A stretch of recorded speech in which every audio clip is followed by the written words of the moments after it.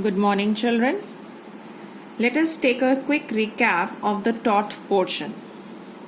You were taught about standard ray diagrams.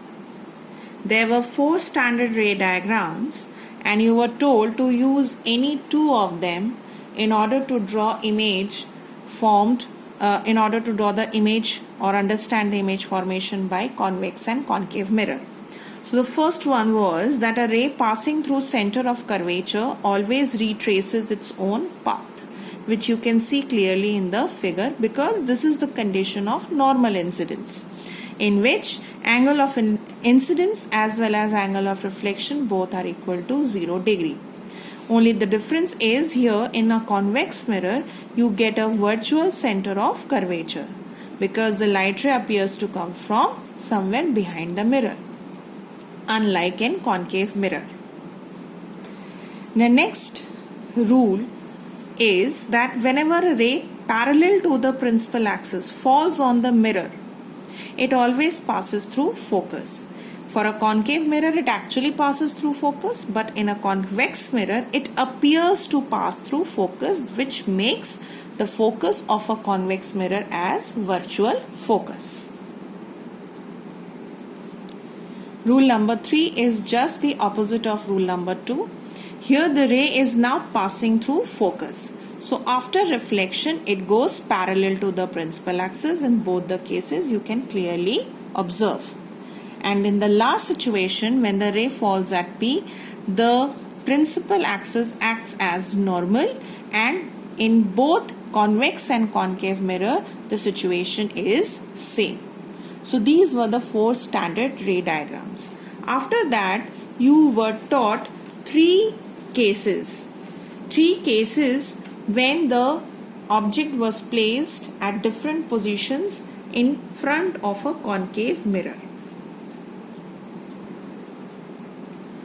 In case number 1, the object was kept at infinity. That means it was placed quite far off from the mirror. And whenever you have this situation, always remember that the rays fall parallel to the mirror.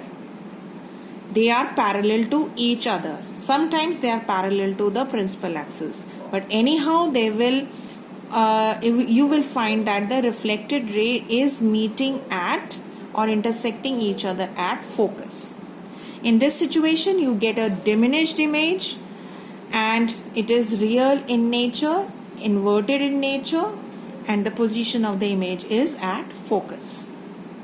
In the next ray diagram, we brought the object a bit closer to the mirror.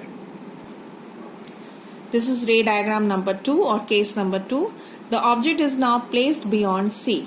That means it is not at infinity, and whenever the object is placed beyond C, image is found to be formed between F and C. It is again real in nature, inverted in nature, and the image is also diminished. However, in the previous case it was highly diminished. This time it is smaller than the size of the object, but not very small, right? So this was case number 2. In the third case, we brought the object bit more closer. This is case number 3 when the object is at C, that means at center of curvature, and the image was also formed at center of curvature. The size of the image and the size of the object were same, but here again you observe that the image was real in nature and inverted. Now the question is, why in all the 3 situations we got a real image? Because in all the 3 situations we obtained image by the actual intersection of the reflected ray. So this is what we have observed till now, and in the next video onwards we'll go further. We'll keep on shifting the image towards the mirror to obtain the various positions of we will shift the object towards the mirror to obtain the various positions of image.